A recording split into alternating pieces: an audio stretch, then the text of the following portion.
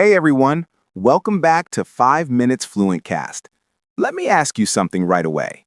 Have you ever noticed how sugar is everywhere? It's in desserts, drinks, snacks, sauces, breakfast foods, even in things that don't taste sweet at all. Sugar feels harmless. It gives quick energy, comfort, and pleasure. But behind that sweet taste, a lot is happening inside your body. Today, we're going to talk about the effects of sugar on your body, not to scare you, not to judge habits, but to help you understand what sugar actually does to your energy, mood, brain, and long-term health. Hi, everyone. It's great to be here. I really like this topic because sugar is so normal in our daily lives that we rarely stop to think about it. Most people don't see sugar as a problem. They see it as a reward, a treat, or just something small. But once you understand how sugar affects your body, your relationship with it naturally starts to change, not because of fear, but because of awareness. Exactly. So let's slow this down, break it into pieces, and really understand what's going on. One of the first things people notice about sugar is energy. You eat something sweet, and suddenly you feel more awake, more alert, sometimes even happier. That's because sugar causes a rapid rise in blood glucose, which the body interprets as fuel. But here's the problem. That energy spike is temporary. The body responds by releasing insulin to remove excess sugar from the blood. And when that happens too fast, energy drops, sometimes even lower than before. That's why sugar often creates a cycle. Energy, crash, craving, more sugar. And that crash doesn't just affect the body, it affects mood and focus too. People often feel tired, irritated, foggy, or unmotivated after a sugar spike. They think they need more coffee, more sugar, or more stimulation, when in reality, their body is just trying to regain balance.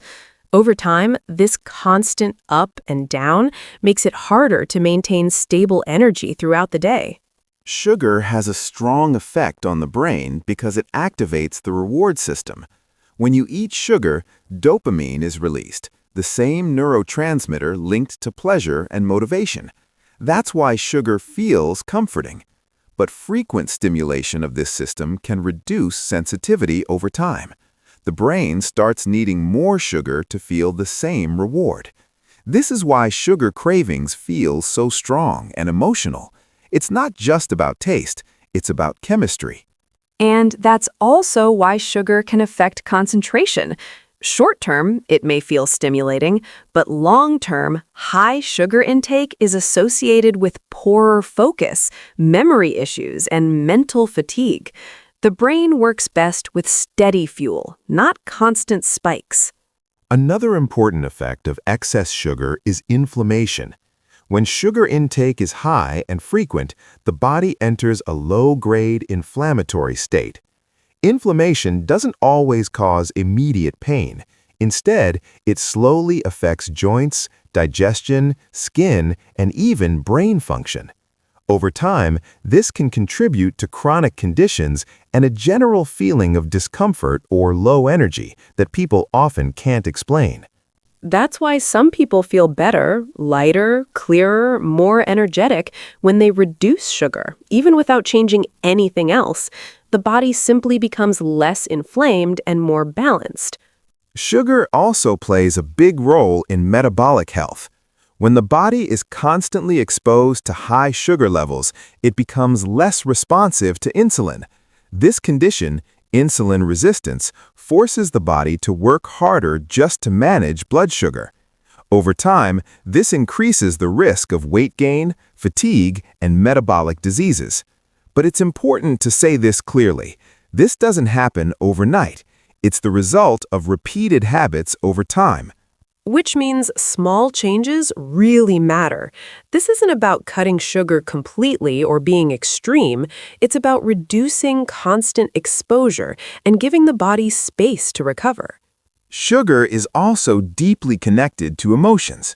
People often reach for sugar when they're stressed, bored, tired, or overwhelmed.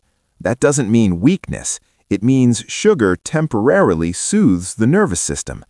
But when sugar becomes the main coping mechanism, it stops being supportive and starts creating dependency. Understanding that emotional link helps reduce guilt. Instead of asking, why am I so disciplined? A better question is, what am I trying to soothe right now? That shift alone changes behavior. So, sugar is not evil. It's not poison, but it's powerful. When consumed occasionally and consciously, it can be part of life. When consumed constantly and automatically, it slowly affects energy, mood, focus, and health. The goal is awareness, not restriction.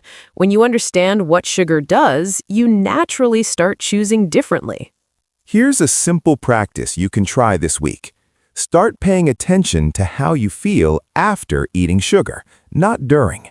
Notice your energy, focus, mood, and cravings 1 to 2 hours later. You don't need to remove sugar completely. Just reduce frequency and replace some sugary moments with real meals, water, or protein. Small adjustments create big changes over time. Thanks for listening to this episode of 5 Minutes Fluentcast. We hope this conversation helped you see sugar with more clarity, not fear. Remember, understanding your body is one of the most powerful forms of self-care. We'll see you in the next episode. Take care. Bye! Thanks for listening to this episode of Fluentcast. If you enjoyed this conversation and learned something new, Don't forget to like the video and subscribe to the channel. we post new episodes with real English and real ideas about life. You can also download the PDF with the full transcript of this episode. The link is in the description below. And here's an important tip. Try listening to this same episode every day for 1 week. Repetition helps you understand more deeply, notice new expressions, and improve your listening skills. This is how real learning happens, naturally and step by step. See you next time. Bye!